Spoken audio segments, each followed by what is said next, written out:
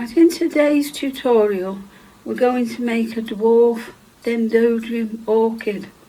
Now these are Asian in origin and sometimes they grow as far as Australia and as high as the Himalayas. They're a very small orchid and they're ideal as filler flowers or as very small sprays in arrangements. So I need to have my cutters. The cutters I'm going to use today are actually gem cutters and they're out of a box set, and I'm going to use the 60, which is the jasmine cutter, and I'm also going to use for my central petal, I'm going to use a number 63. Now the 63 is actually a miniature holly, but by the time I've balled the shape out, it will look exactly like an orchid petal.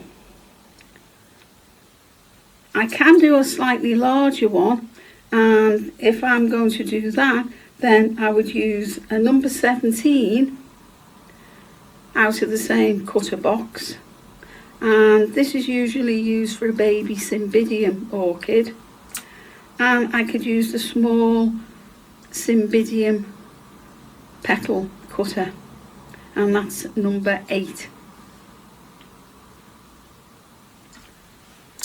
But as I say, today I'm going to use these two small ones. But first of all I have to set my centres. So as with usual formalities, I need my workboard, I need my cell stick, I need a rolling pin, a palette knife is optional, I need some glue, edible glue, and also some white shortening if my board is stuck, and I also need good quality flower paste or modelling paste, which I've got here under this container. I also need to have my sponge pad. I'm going to take one of my 28 gauge wires, and if I put it against that board you might be able to see it better. Well, I think you see it better on that colour. Now the 28 is a thin wire, and I could use a 26 as well. If I was using these larger cutters, then I would actually use a 26. So to make my centres, I just need to have a very, very tiny pea of paste. Now it needs to be very, very tiny. I'm moulding it into the palm of my hand, and I'm just elongating it slightly on one edge, so I've made a sort of cone shape. Now if I place it on there, you might be able to see the shape. Oop, rolled off. Okay, so it's our traditional cone shape. I'm then going to take my wire, I'm going to stick it in just the tip in my edible glue, and I'm going to place the cone onto the wire, and I'm going to secure it on the edge. Okay. Take off any excess paste that you may have. Okay. And then what I'm going to do is I'm just going to take my palette knife and I'm just going to mark a line down the centre. Okay. So this just looks like a crease line, and I can just taper that shape just a little bit, so it looks a little bit like a coffee bean or a little bit of wheat, grain of wheat. And then I'm going to put that to dry. Now when they're dry, probably in a couple of hours is ideal, you're then ready to do the next stages. Now because these grow on a stem and they look good as filler flowers, it's an ideal amount to put them in sort of like groupings of 5 or 7. Odd numbers always look best. I'm going to roll out my paste. So this is for my central petal now.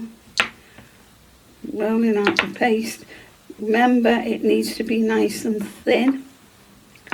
And then I'm going to take the small central cutter, and if you're doing the larger size orchid using the larger cutters, the method is exactly the same. I'm just going to get that out, and I'm going to put that onto my pad, okay, and then I'm ready to ball that. Now I have actually made the centre a couple of hours ago, and so that's what I'm going to attach this to. You can do it all in one operation, you know, make the centre, put the first petal round, put the back down, but it is advised to leave them a couple of hours, the centres, to set on the wire, and that way you don't have them dropping off. And then I'm going to put a small amount of glue onto it, okay, just a little tiny amount, okay, and then I'm going to take one of my centres, okay, there's the crease in the centre, and I'm going to pick this up, and at the base I'm just going to place it behind the centre, okay, and I'm just going to secure it. Now it doesn't wrap around, it just anchors to it, okay, and then if I can curl the top edge back slightly, just to give it a little bit of shape and a little bit of you know, life, and then I will put that to one side. I don't need to let that dry before I put the next stage on. So the next stage is using the small jasmine cutter. Now you don't have to use gem cutters, you can use any appropriate cutter in the shape that you require.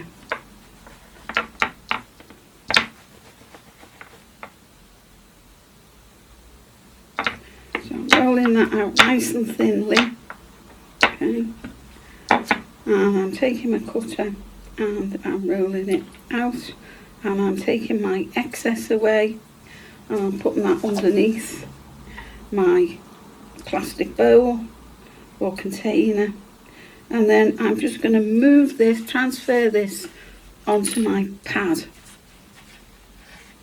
okay, and then I'm going to take my cell stick, or you could use a balling tool, or you could use the end of a paintbrush, and I'm just shaping it, balling it out, okay, so this is making it a little bit larger, but it is also thinning the edges to make them look delicate. And then I'm going to just, with either a ball tool or with the centre of my cell stick, I'm just going to press it into the centre, and that, because it's on the sponge pad, cups it up slightly. And then I'm going to put a little bit of glue, a bit too much on the brush there, a little bit of glue into the centre, and then I'm going to take my centre that I've already created, I'm going to place that into the centre of the jasmine sepals, okay, and then I'm going to pull that up, and I'm just going to anchor it at the bottom. Now this is a very quick way to make an orchid, because normally when you make an orchid you make them in separate stages, so the petals are usually all wired individually, but this is a nice, quick, easy flower to do, okay, and then you would put that to dry. Now when you're ready to put them together, they don't actually have any foliage, they use foliage from other flowers, so you may use rose leaves, you may use ivy leaves as part of your spray. You can have some buds where they're just the first stage that we've made, And what we can do with those is we can just tape them together with the crease line upward. I'm going to anchor my tape on. Now this is half width tape again, because we don't want the stems to look bulky. I can pull by the wires, not by the paste. Okay, and so I've got those two on now, and then I can start attaching the flowers if they're dry. Now these were made earlier today, so you know it is a slightly quicker process, but than allowing overnight drying. But if you can, that is ideally the best thing. When you put the tape on, you allow about 2.5 centimeters to 5 centimeters of wire shown before tape, and then you would put the next one in. Now you can put them either side of the stem, so you can alternate them, but always leave a space, because the petals are very pointed. You do not want them to knock against each other, because it's more likely to get a breakage. So you go down about 2.5 centimeters, and then you put the next one in. And so you're actually making a wired spray. Now, as I say, these are good for filler flowers, for putting in an arrangement. Okay, and you can manoeuvre the wires around, and you can keep adding them depending upon what length you want. Probably about 5 is ideal for most sprays, unless you want to have a particularly long trail. But they are trailing by nature, and so they do look attractive in an arrangement. Okay, so there's 3 and 2 buds. So if I put an extra one on, I can just keep adding them and adding them. But it depends how you're going to incorporate them into whichever type of spray you're doing when you're putting them together or arrangement. So odd numbers always look better than even numbers, and you just arrange them. Okay, notice there's no dusting, because these can be left white, or they can be done in ivory and left ivory. You can do them with a dust, but you don't need to.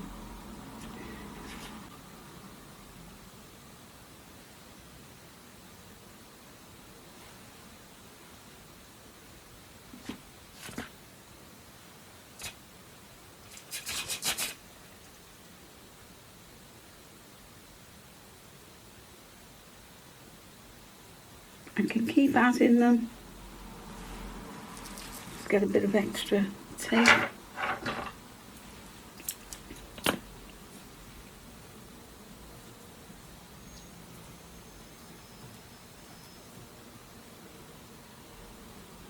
Okay, well, as you can see, there we've now got 2 buds and 5 flowers.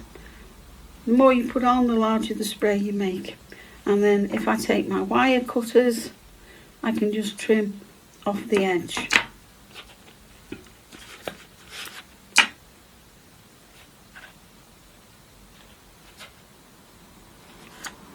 And there's our miniature spray.